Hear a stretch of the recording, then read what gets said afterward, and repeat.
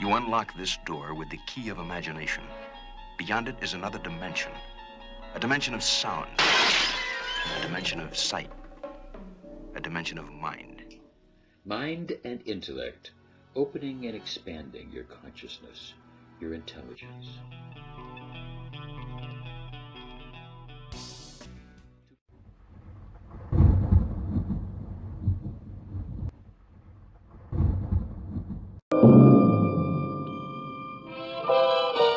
Her eyes. They were often upon him, candid, admiring, possessive. Her eyes, her extraordinary eyes. Alan Patterson was aware of her eyes. At the newsstand, at the lunch counter, in the elevator. He was aware of them for almost a month. And they were to lead him into guilt and terror and murder, as sure as my name is Boris Karloff. Our story is about the watcher and the watched, and a not-so-innocent bystander. There's an outsider, too. Alan's wife. 4 pairs of anxious eyes. But no one could foresee the shattering effect of the twisted image. That's the name of our story. Our principal players are Mr. Leslie Neilson, Mr. George Grizzard, Miss Natalie Trundy, and Miss Diane Foster.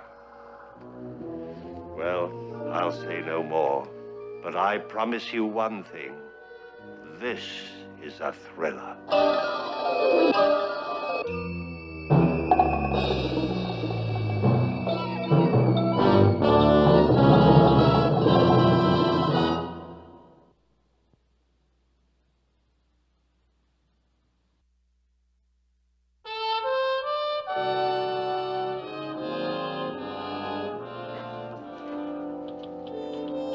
Good morning, Miss Patterson. Good morning, Mary.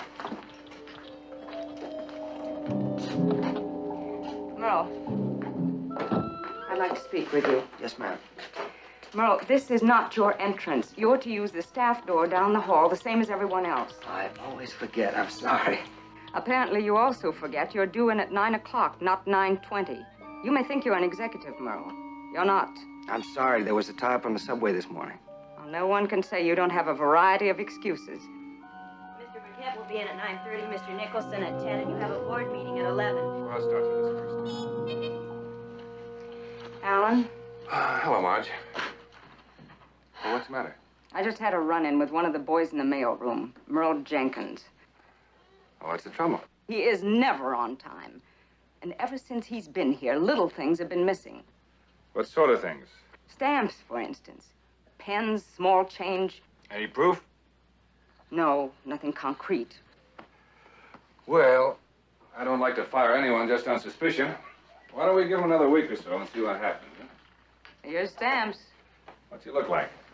Oh, Alan, for heaven's sake, he's in and out of your office 4 times a day with the mail. Young, with blonde hair. Kind of a smudged-up carbon copy of you. As a matter of fact, he acts as though he thought he were you. Well, I guess I hadn't noticed. Yes. Mr. Purdy's on 3. Right, thank you. Marge, we'll talk about this after Yes, lunch. I have a sure. very full morning. Of course. Hello, Bill. How are you? Fine. How about lunch one day next week? I'm sorry, Bill. I've given up your kind of lunches. I'm on a diet. Who are you kidding? No, I mean it. I've been eating in the drugstore in the building here for the past week.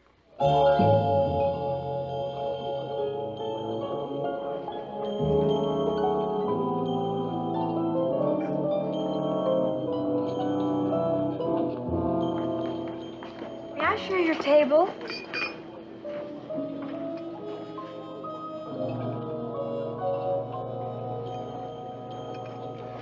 Would you mind telling me something? Why do you stare at me all the time? I don't mind at all. I just like to look at you. I think you're the most attractive man I've ever seen. Well, oddly enough, my wife feels the same way. So does my small daughter. Of course they do, because it's true. Oh, you don't mean that... Well, they couldn't mind my just looking at you. Well, perhaps they wouldn't. Mr. Patterson. Well, how do you know my name? Well, I asked one of the elevator operators. Mine's Lily Hanson. How do you do, Miss Hanson? You, work in the building, don't you? Yes, I do. I like it very much. It's my first job. Well, that must be exciting. Oh, it is, and it's such a nice job. We only work from 9 to 5, and we have every Saturday off. I wish I could say the same. You have to work on Saturday? Well, just this Saturday. Nice meeting you, Miss Hanson. Goodbye. It's not goodbye. Alan.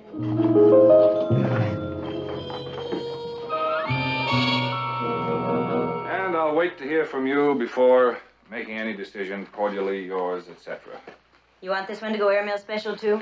Yes. Look, it's after 12. Why don't you type that stuff up and I'll go for lunch. It won't be long, and then you can go when I get back. Well, I brought a sandwich with me. So many places are closed on Saturday. Yes, well, I'll find someplace. You don't have to rush. I have enough work to keep me busy for a couple of hours. Oh, I have enough trouble staying on this diet without all that extra time.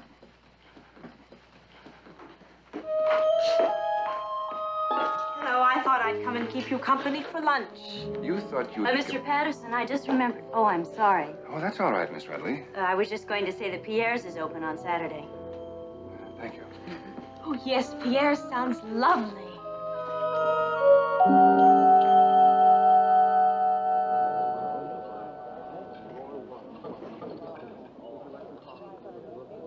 Such a wonderful lunch.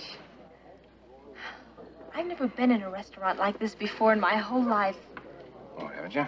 Must be wonderful to be able to eat in places like this all the time. Well, someday you'll be able to. Sometime you'll marry a nice young man. Oh, no, I won't. Marry a young man, I mean. You can't depend on them. Well, then, let's say you marry someone. Yes. Because I have a plan. I do everything by plan. I read an article once that said it's the only way to make things come out the way you want them to. You're a very dedicated young lady, Lily. Where are you from? You're not a New Yorker, are you? I'm from Elmira. Oh, it was awful. I saved for 2 years to get to New York. Aren't you lonely without your family? Yes, but it doesn't bother me because I know it's just for now until my plan works out. Well, that must be quite a plan. I have to get back to the office. I've work to finish. Oh, Alan, not yet. It's so nice just to sit here with you. Alan. Why, Bill, how are you? Fine, fine, but I thought you'd given up lunches like this. Well, you know, Saturday. Oh, I'm sorry. Mr. Purdy, Miss Hanson. How do you do? Pleased to meet you. Would you care to join us, Bill? Oh, no, thanks. I've had lunch. Well, darling, can't Mr. Purdy at least sit and have a drink with us? I do so want to meet all of your friends. Well, I've got to catch a train. So long, Alan. Nice to have met you, Miss Hanson. Darling, please don't be angry with me. Lily, this is not a scene from a movie or some love story magazine. I can't stand it when you talk to me that way. Good Lord, don't cry. My fault for bringing you here in the first place. Get up. I'll call a cab. Alan, will I see you on Monday? No, I'll be very busy on Monday. And every day.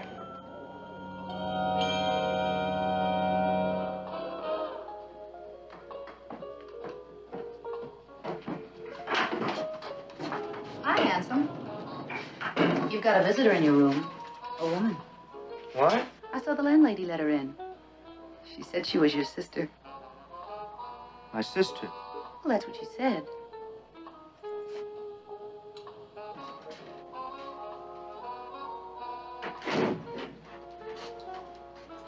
Hello, Merrill. Surprised to see me? What are you doing here? I came to New York on business. How'd you find out where I live? I called your office. Naturally, I couldn't leave without seeing my own brother. Besides, everyone was so impressed with your letters about how successful you are. I was curious to see for myself. Well, I haven't always lived here. This is just a temporary setback. What a liar you are, Merle. And you always were. Better close the door. We don't want the neighbors in on our family discussion. I suppose you're going to tell them now, all of them. Now, why would I do anything like that? Because you hate me. You always have. You made that up because I disciplined you. Someone had to try, at least, to save you from being completely spoiled by Mother. She didn't spoil me. She tried to help me make something of myself. Make you what? Speech lessons, dramatic lessons, buying you more clothes than you knew what to do with. Anybody think you were a girl the way she treated you? Is that why you always punished me when she wasn't around? You wanted them for yourself? I had better things to do with myself even then. I failed pretty badly with you, but I did try. You didn't fail. You succeeded in making me so afraid of so many things I shouldn't be afraid of. You said I'd never do anything, I'd never get anywhere. It took me years to get over you. But now you have, hmm? Yes, now I have. You're vice president of your firm, aren't you? Or so you said in your letter. I never said I was vice president. Liar. I said I was going to be vice president, and I am going to be. You can't steal jobs the way you steal things, brother dear. You still do steal, don't you, Merle? Shut up. You're still afraid of me. A full-grown man and still afraid of his sister. You get out. With pleasure. You know, it's a pity that you look the way you do. Such a pretty boy. Will never become a man because it's all on the outside. What a waste. Get out, Louise.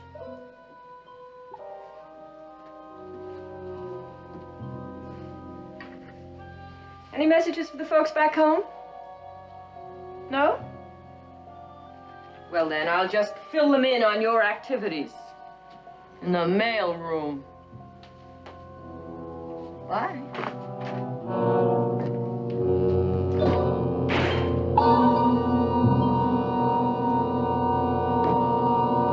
What's the matter with you tonight? Nothing. Except I love you very, very much.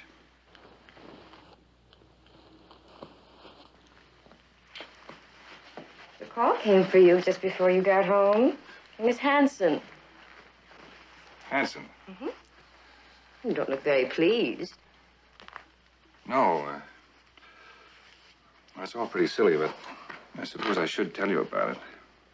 If you like. Actually, it's very little to tell. She's a crazy kid, works down in our building. Well, she's not in your office. No, but she eats at the same drugstore, and yesterday she sat down at my table, so I talked to her. There must be more to it than that, or you wouldn't be so embarrassed. Yes, well, there is a little more. Today she showed up.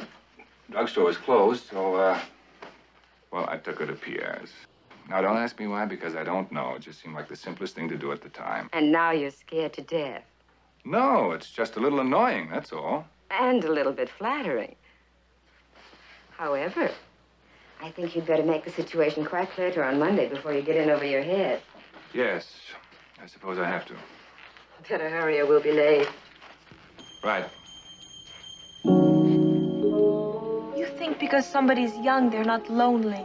Well, Lily, if you're lonely, I'm sorry, but there's nothing I can do about that.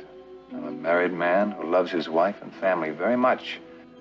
Now, you're coming to the office and calling my home. It's very embarrassing. It's got to stop. You mean we'll never see each other again? Well, of course we'll see one another. Work in the same building.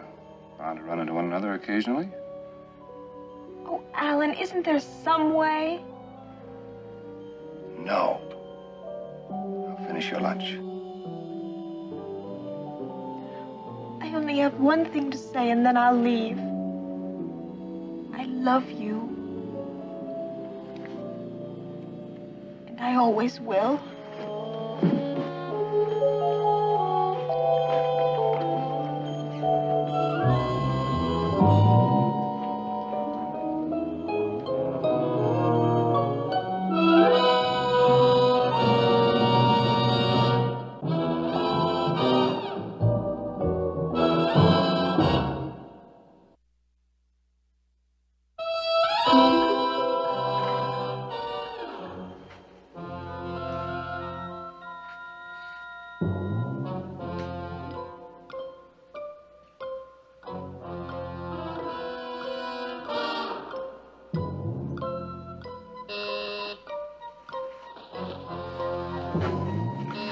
Melvin? It's a telegram, Miss Patterson. Yes. Miss Hanson is on one. I don't want to talk to her.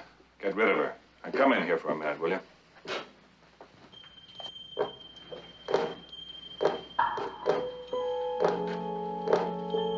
Alan.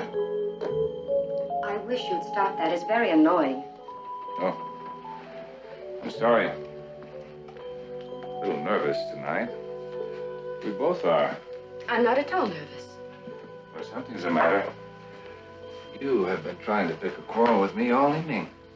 Alan, you did explain to your little friend, didn't you? Yes. Did something happen today you haven't told me about? Mommy? Darling, what are you doing up? I woke up and I got lonesome and I need someone. Oh, cry of the world. Come on, darling. I'll take you back to bed and stay until you fall asleep. You promise? I promise. You say goodnight to your father. Good night, Daddy. Good night, sweetie.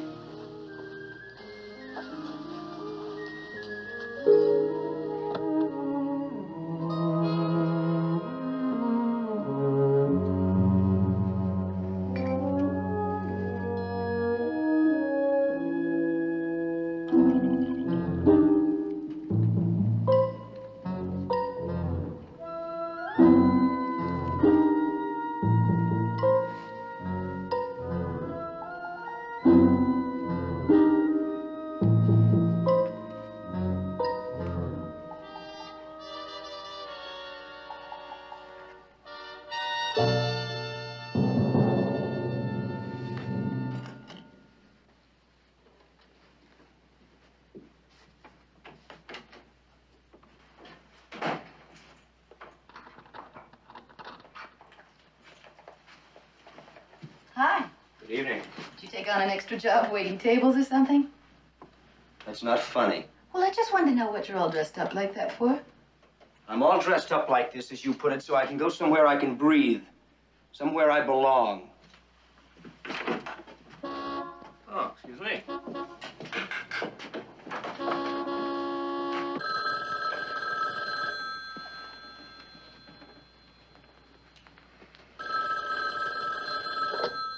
Hello. It's me, Lily. I'm calling from outside, but I'm going right home. You must come. Wrong number. Oh.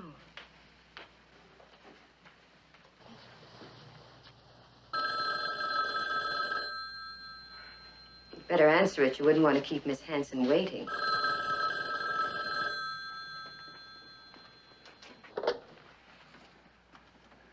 Hello? Alan, don't hang up on me. I must see you tonight. I don't live very far away. It's 539 East 59th Street. I'm calling from outside, but I'm I going have no right home. intention You of must seeing come. you tonight or any other night.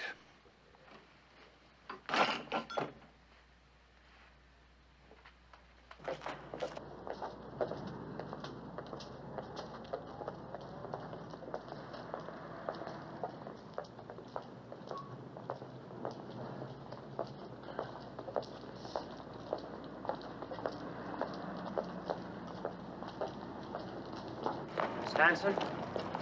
Miss Hanson? It is Miss Hanson, isn't it? Who are you? I'm Merle Jenkins. We work in the same building, remember? Oh, yes, I guess I've seen you in the elevator. But how do you know my name? Well, Alan, Mr. Patterson, that is, has mentioned you several times. Alan? Are you a friend of Alan's? Yes, we work for the same firm. Oh, I've got to talk to you. Oh, it'd be a pleasure. You've been crying. What's the matter? That's what I'd like to talk to you about. All right. Why don't I go and get a bottle of wine? No, champagne. You can't drink champagne and cry. Now, they just don't go together. I don't want any. Why don't I go and get it and bring it up to your apartment? My plans have fallen through for the evening. I've got plenty of time. You can tell me all your troubles. You've been drinking already, haven't you? Why, just a few martinis before dinner. Now, you run along, and I'll get the champagne, and I'll be right with you. We can talk about Alan. It's 539, just down the block. Fine, I won't be a minute.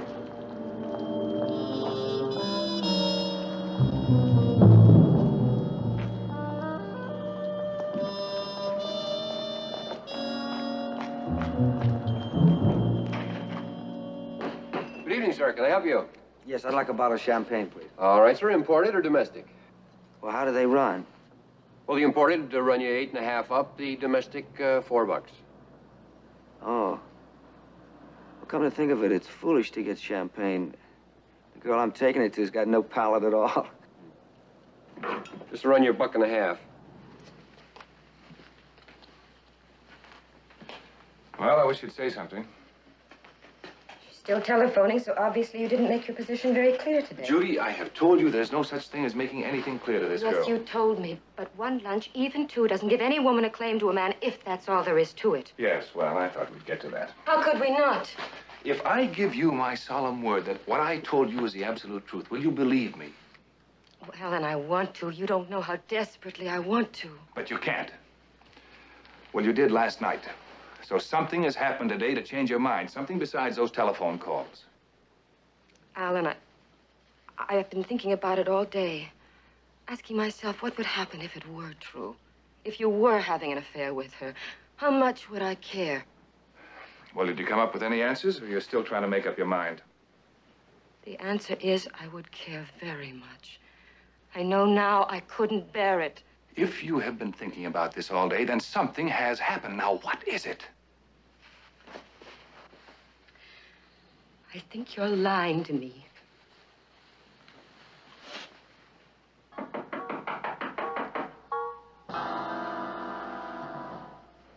Mostly for music, the Willie Outram Show. Continuing with a new item, pretty and polite, you name it. Here we are. Especially imported from France for your pleasure, madame. They didn't have any champagne iced, and you can't drink it warm, so I brought Burgundy instead. It doesn't really matter. I didn't want any. Oh, nonsense. A little glass of wine is going to cheer you right up. Now, where are the glasses? Over there in the kitchen. Well, they're not wine glasses, but doesn't matter. Where's the corkscrew? You don't need one. With this kind, you just turn the top. Oh. Here we are.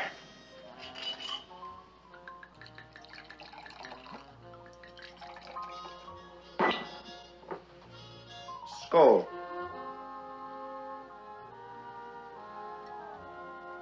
It's bitter. Well, you're just not used to it, that's all. You're pretty. You're very pretty. Did you know that? Not tonight. I look terrible. No, you've just been crying, that's all. Now, look, why don't you tell me all about it? What's the problem? Did you and Alan have a little misunderstanding? Yes, but that's all it was. If I could only talk to him, I know we could straighten it out. I'm sure you could. You're his girlfriend, aren't you? Yes, I am.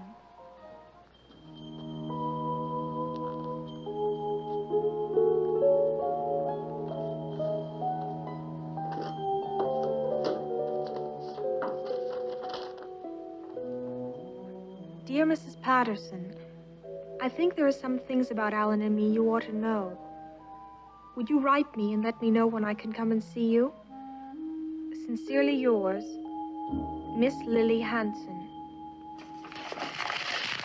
You have to plan things the way I did. I even picked out the building where I wanted to work. I did that first, and then I got a job there. I wanted a building where a lot of old established firms had their offices. And then I just waited. I watched the men who worked there. And one day I saw Alan. And I knew right away he was the one I'd been looking for. How'd you get to know him? I just kept staring at him until he spoke to me. I knew he would. Just as I know he didn't mean it when he said he'll never see me anymore. Once he leaves his wife, he'll... Oh, come on. He's not going to leave his wife. I can't help it that she called. The number's in the book. Anybody who can read can look it up. I thought you'd given it to her. I don't know what to say to you. What you have to say is not to me, it's to Miss Hanson. And I suggest that you say it as soon as possible, and say it so that she finally knows you mean it. And what would you have me say to her that I haven't already said? That she is not to call here again under any circumstances. This is my house, and I won't stand for it. You can find some other way to keep in contact with her. Judy, I have had just about enough. I quite agree with you. I don't find this discussion about your squalid little affair very interesting. As a matter of fact, I find it and you disgusting. Alan! Oh, Alan, no! Alan, She's beautiful. And she's a lady, a real lady. Just the same, he's going to leave her.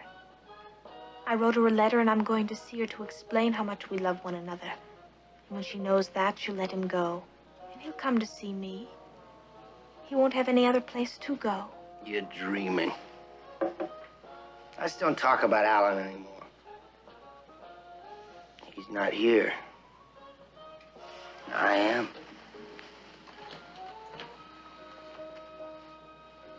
I'm in love with Alan. Well, then you could be in love with me. I'm just as good looking as he is. I got twice as much brains, and one day I'm gonna have his job. I'll bet. Look at me, Lily. Who do I look like? Who do I remind you of? Don't you see how much I look like Alan Patterson?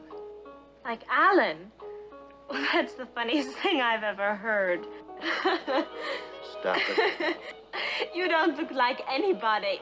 Don't say that. And you're drunk, and if you don't get out of here, I'm going to call the police! You sit there and you listen to me. It's very late. I have to get up at 7 in the morning. It's not late, it's just a few minutes after 10, see? I know, but I'm very tired. I think that... Look at the watch! See those buttons there on the side? You push those and it turns into a stopwatch. I bet you never saw a watch like that before. It's very nice. Alan's got one, too. Well, this is not Alan's, it's mine. I've had it for a long time. My mother gave it to me when I was 21. So don't go saying it belongs to Alan Patterson. I didn't. Why should I say a thing like that? Please go home now. I have to go to work in the morning. Not if you don't want to. Alan's got plenty of money. You ought to get you a real nice apartment somewhere and give you money so you wouldn't have to work. That's what I'd do if I was him. If I was him, I'd have a wonderful apartment on the river. And a wife like her. A real lady. And I'd be where I belong. Where you going?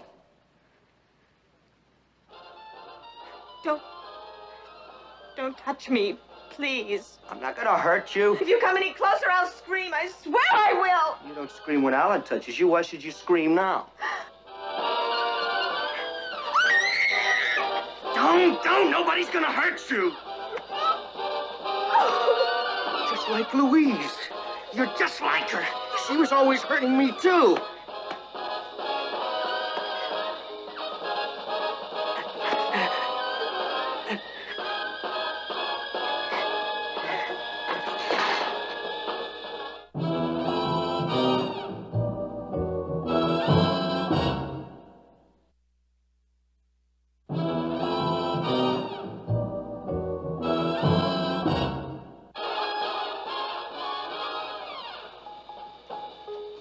I ever thought you were pretty.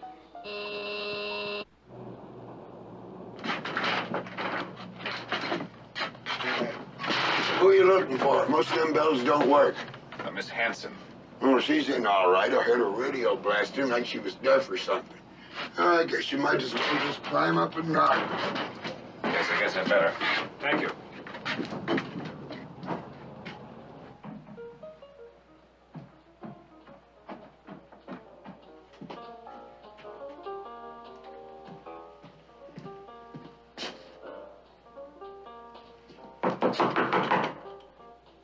Miss Hanson?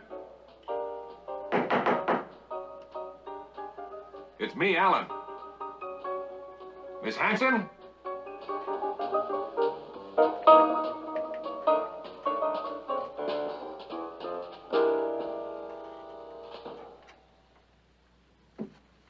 Encore for Oliver. It's our peak of the week. Runaway Riff.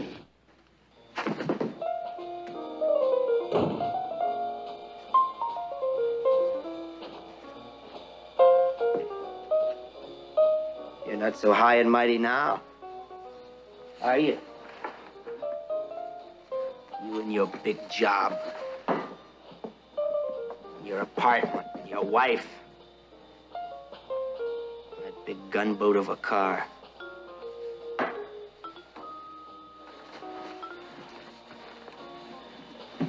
Things have changed, haven't they? You don't look so grand now. Not any better than she does.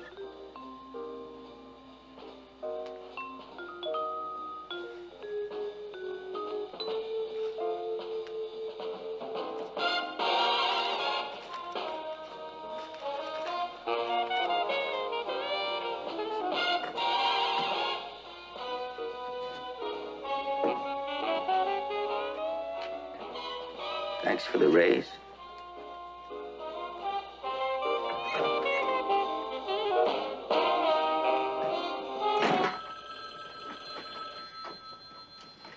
Hello? No, you have the wrong number.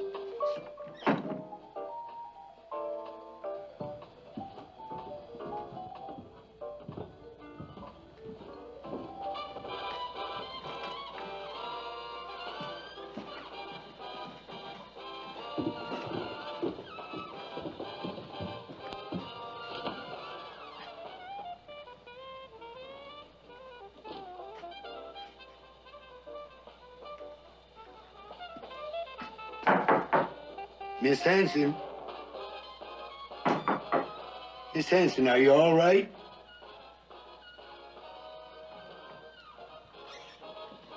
Miss Hanson, are you all right? Oh.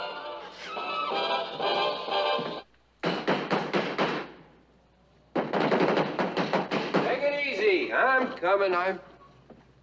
Oh, another bottle? I'd like a bottle of your best champagne, please. That's $15. That's quite all right. Just as you say. That'll be $15.45, please. Keep the change. I told you I'm playing poker and I'm playing Hello, poker. Marge. Thank God I got you at home. Listen, do you by any chance know where this Merle You're dealing Jenkins me a lives? hand right now. Well, where downtown? Yes, I was afraid you wouldn't know exactly lay where. If off. it's that far down, I'll have to get the car. You know I wouldn't kid you. Yes, there's trouble. Got to find him. I just I'll have got to up go to from the office to get his table. address. No, Marge. Listen, I can't explain now. Just stand by. Well, I may need you. So long. I'll talk to you later.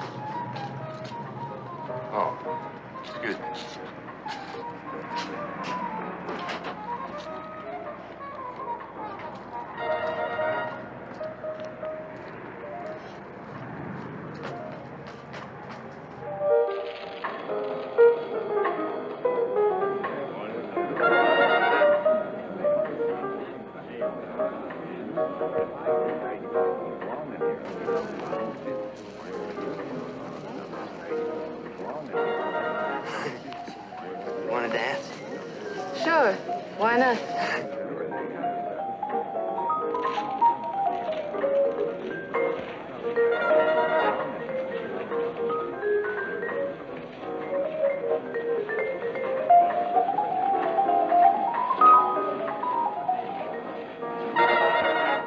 You know something? You're cute. My name's Sue. Mine's Alan. Alan Patterson. Merle! Merle! Hey, you! You want to wake up the whole house? The guy's not there. Have you seen him? He went out a couple hours ago. He's all dressed up, ready for a big night. Has he been back since? I ain't heard anybody come in the last hour or so. Yeah, well, I'll wait outside for him. You can do anything you like so long as you do it quiet.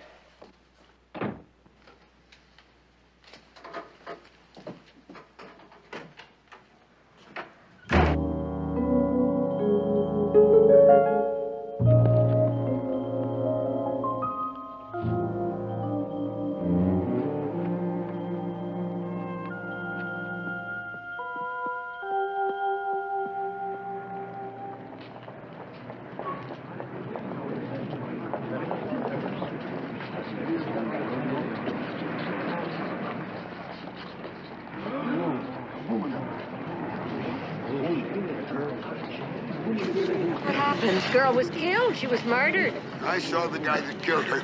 So did I. Went right by me. He was a tall guy with blonde hair wearing one of them tuxedos. No, he wasn't wearing no tuxedo. He was tall, and he had blonde hair, and he had a little scar on his cheek like a bullet nicked him or something. But he was wearing a regular suit. What's the matter? Are you all right? Oh, I'm fine, thank you. Did you know her? No, it's just such an awful thing, that's all.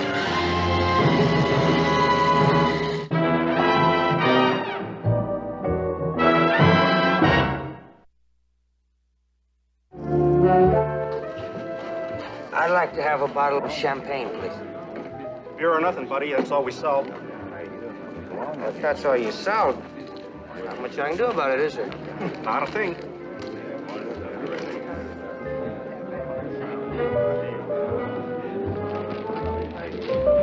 What kind of place is this? All they sell is beer. What do you want? Champagne? As a matter of fact, yes, it's my favorite drink. Lucky you. Yes, I suppose I have been lucky. I've gone pretty far for somebody my age. That's nice. Listen, why don't we get out of here and go somewhere we can get something fit to drink? It's against the rules. I work here. That is, I'm a hostess. You're too beautiful to work in a place like this. You ought to have a lovely apartment uptown. Somebody to take care of you properly. Who'd you have in mind? You? Why not? I can afford it. I'm vice president of my firm now. The man who used to be. A man named Merle Jenkins got into some rather nasty trouble with the girl, and he lost his job, and I got it. You know what I think? I think you're a big phony. Don't say that. Why not?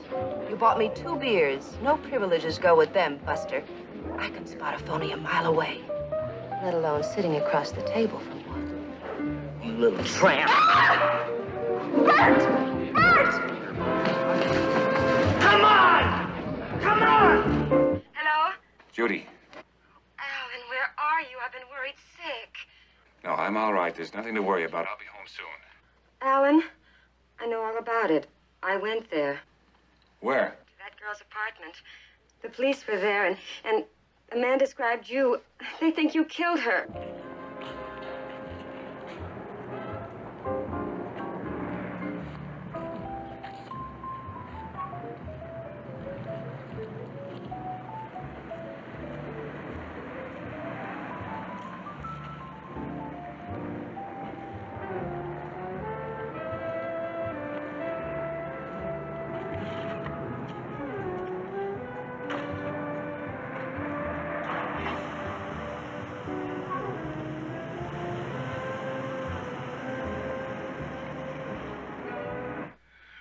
It's all my fault. Forgive me. Now, there's nothing to forgive, dear. I know who did it. Merle Jenkins. He's a mail clerk at our office. I'm waiting for him now. Why can't you call the police? Judy, you don't understand. I can't go into details. Now, just take it easy. I'll call you back as soon as I can.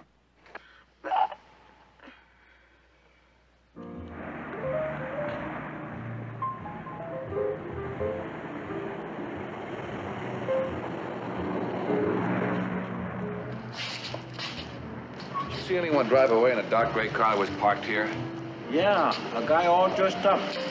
He looked a little like you, only a little shorter. He came out of there. It's the dance hall? Thanks, Duke.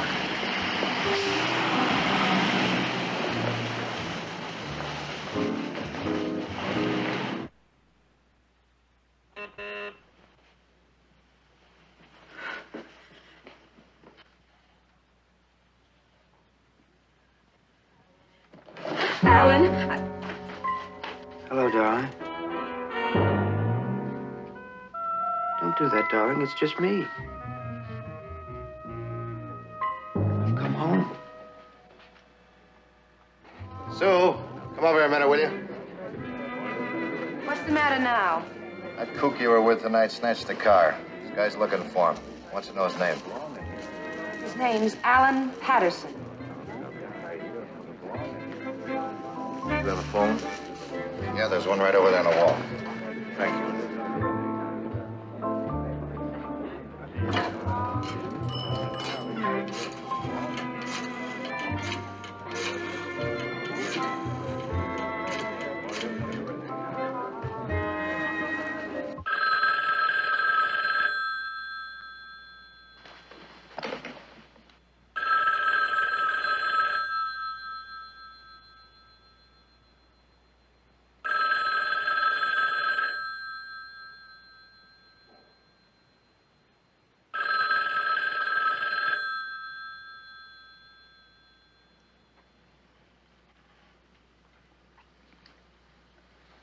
Don't be afraid, Judy. I'm not going to hurt you. I wouldn't hurt you for the world. Now, won't you sit down and listen? All right.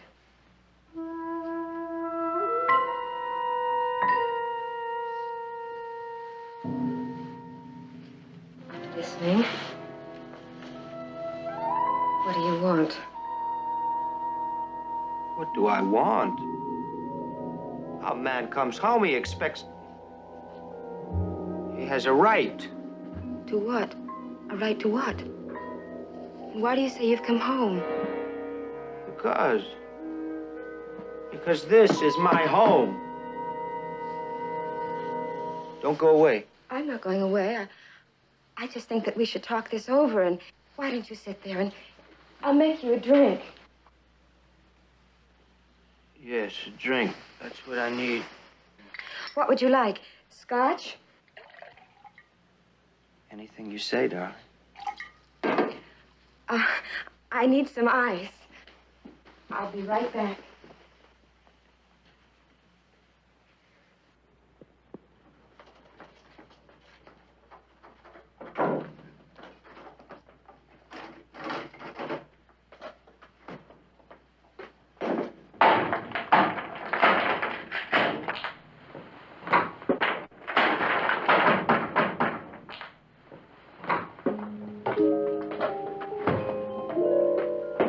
Why is all the noise? Who are you? Don't you know me either? I'm your daddy. You are not.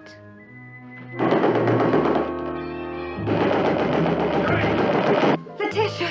Letitia! Whoever let her get rid of her, look in the other room. Go ahead! Judy, where is he? He's got Letitia. Where? In the kitchen.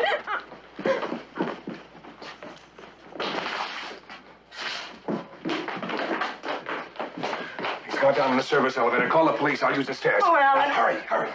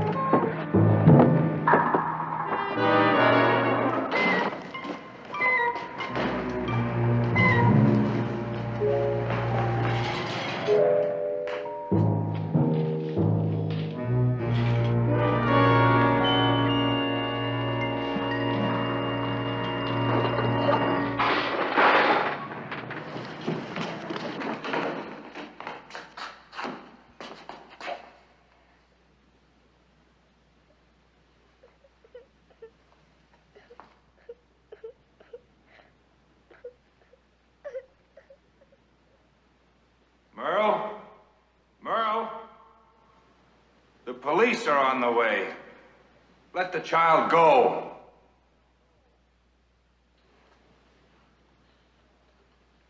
Merle. Merle, the only way out of here is the way you came in. Now, the police will have that blocked any minute. I won't stop you, Merle. Just leave the child and go. Merle.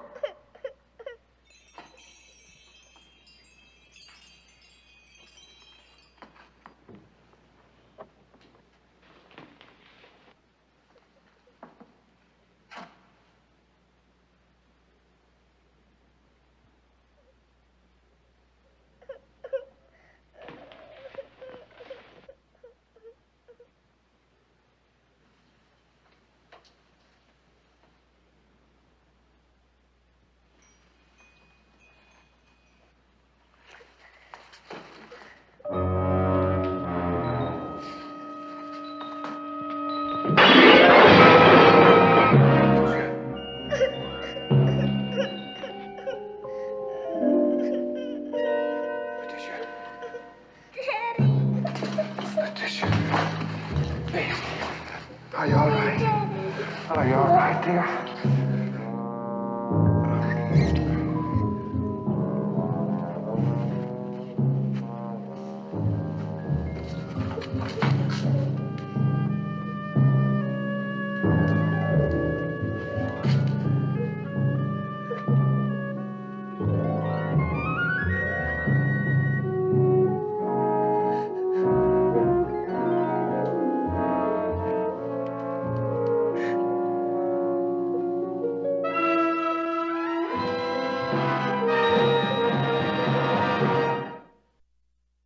$75 years. That's how much time you get if you're lucky. 75 years. 75 winters, 75 springtimes, 75 summers, and 75 autumns. When you look at it like that, it's not a lot of time, is it? Don't waste them. Get your head out of the rat race and forget about the superficial things that preoccupy your existence. 75 birthdays, 75 Christmases with your loved ones. That is all you have from God. You have to decide what is important in this moment, how you use your time wisely, because what you do creates your future, creates your tomorrow. Don't waste your time on bullshit. With the time God has given you, create your life, boost up your intellect, boost up your soul. That is giving you a chance to live a better life. God has given you time now. Don't waste your time on mindless television. Build up your intellect, your mind, your soul, your spirit. Open up your mind. Upgrade to I Am Flix. Sign up to iamflix.com. Change your life.